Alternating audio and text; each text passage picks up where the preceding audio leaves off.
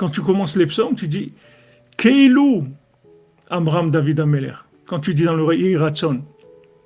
Et que maintenant tu reçoives ces psaumes comme si c'était David Ameler qui les avait faits, qui les avait dit. C'est quoi comme si c'est David Ameler? Maintenant tu vas à la banque, tu prends rendez-vous à la BNP. Tu viens, tu dis, il dit oui monsieur, c'est pourquoi? Il dit voilà, je voudrais un prêt de 2 millions d'euros, j'ai des choses à faire. Oui, vous êtes qui? Je vais pas, ne me regardez pas moi, considérez-moi comme si je suis Bill Gates. Comme si j'étais Bill Gates, c'est tout. S'il était là, comment vous l'aurez traité? Alors faites-moi le même traitement. Alors qu'est-ce qu'ils vont faire? Ils vont t'appeler le SAMU. Qu'est-ce qu'ils fassent? C'est quoi maintenant de dire c'est comme si David Ameler il les a fait? C'est quoi ça? C'est quoi Keilou Amram David Ameler? Mais est-ce que tu n'es pas David Ameler, toi? Non, je te demande, Hachem, n'écoute pas ce que moi je dis. Ce que je suis en train de dire, considère-le comme si c'est le roi David qui l'a dit. Mais alors ça y est, c'est la Géoula, si c'est comme ça. Ça veut dire tous les gens qui font les psaumes dans le monde, en fait, c'est David Ameler qui fait les psaumes.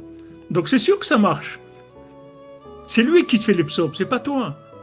Toi, tu es un haut-parleur, mais la voix, elle vient de David Ameler. C'est-à-dire, il a rentré sa présence pour l'éternité. Le Mashiach, il est rentré pour l'éternité dans les psaumes.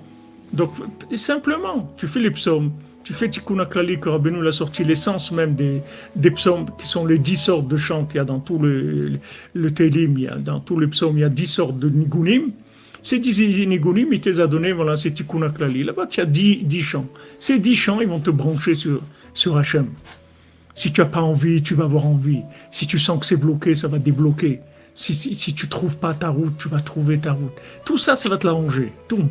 Mais pourquoi? Parce qu'on est dans la 50e porte. Donc c'est Keilou. Keilou, c'est-à-dire on n'est plus dans de la construction.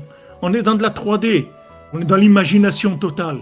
C'est-à-dire tu manges des steaks, tu crois que c'est des steaks. Même les vrais steaks, tu crois que c'est une vache. Mais c'est pas une vache. Parce que cette vache-là, elle a été nourrie avec des choses qui ne sont pas pour une vache. Donc maintenant, c'est une vache, mais c'est une vache clonée. C'est pas une vraie vache. Parce qu'une vraie vache, il faudrait l'élever comme une vache. Mais elle n'est pas élevée comme une vache. Elle est élevée comme, je ne sais pas quoi, comme une machine à faire du lait ou à faire de la viande. Donc tout le monde, il est dans l'imagination. Alors maintenant, c'est pas que du côté négatif qu'il y a ça, dans le côté positif aussi. Aujourd'hui, on te demande, fais une chose, fais comme si tu étais quelqu'un de bien. Et tu vas devenir quelqu'un de bien. Ça suffit. Fais rien comme. Dans la 50e porte, ça marche de la même manière. De la même manière que tu viens, tu oses dire à Hachem, c'est Hiratson, avant les Télim, tout le monde dit ça. Ceux qui disent le Hiratson, et je vous conseille de le dire, parce que Rabbeinu il dit toujours que les Hiratson et ce qu'il y a avant, c'est toujours important, ça prépare l'entrée. C'est comme la préface d'un livre. Il nous disait le Rav Besançon, chez Fouachlema, Israël Yitzhak Ben Fortuné, il disait, quelqu'un qui ne lit pas la préface d'un livre, c'est comme quelqu'un qui rentre dans une maison, il ne tape pas à la porte, il rentre comme ça, il ouvre la porte, et il rentre chez quelqu'un, il n'a pas tapé. La préface, c'est le gars, pourquoi il a fait la préface? C'est pour te faire entrer chez lui après. Il n'a pas besoin. Si maintenant ça c'était dans le livre, il n'aurait pas besoin de te le dire. Donc il te prépare pour que tu saches qui il est ou comment ça s'est fait, etc. Avec ça, après tu rentres dans le livre. C'est Nagdama, c'est la préface pour entrer. Donc quand tu dis Yeratzon, tu dis comme si c'est David Ameler qui avait dit. Considère-les, c'est comme si David Ameler il les a fait. Il faut oser dire une chose pareille. Mais c'est pas nous qui avons écrit ça. C'est pas qui est-ce qui a écrit ce texte-là. C'est le Chida, ou je ne sais pas quel tzadikim qui ont écrit ce texte, ce Hiratson-là. Il faut oser.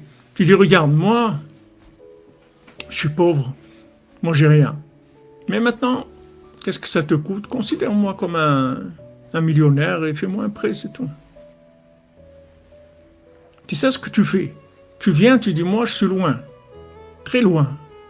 Mais tu vois, je suis là. Je suis venu. Voilà, je vais faire maintenant des psaumes. Maintenant, m'écoute pas à moi, parce qu'écoute ma voix, ça va t'arracher les oreilles. N'écoute pas ma voix. Écoute la voix de David Ameler, du roi David, qu'il y a dans les psaumes.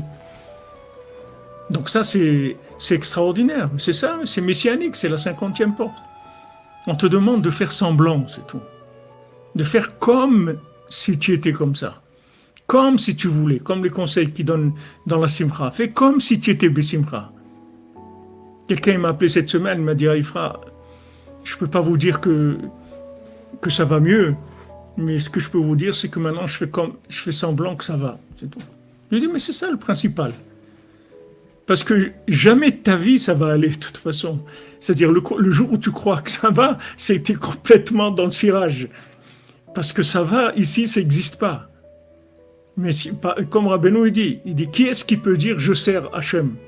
Tu sais qui c'est Hachem? Tu sais que tu crois que parce que tu as fait une mitzvah ou tu as fait une prière et tout, tu dis ah non, moi je servis Hachem. Rabbeinu dit, le Ikar, c'est le Ratzon. Et avec le Ratzon, le vouloir, c'est Keilou. C'est-à-dire voilà, moi je veux et considère mon vouloir comme si j'avais fait la chose. C'est la même chose. Il y a la 50e porte, c'est ça. C'est-à-dire que ton vouloir, il est considéré comme si tu avais fait la chose.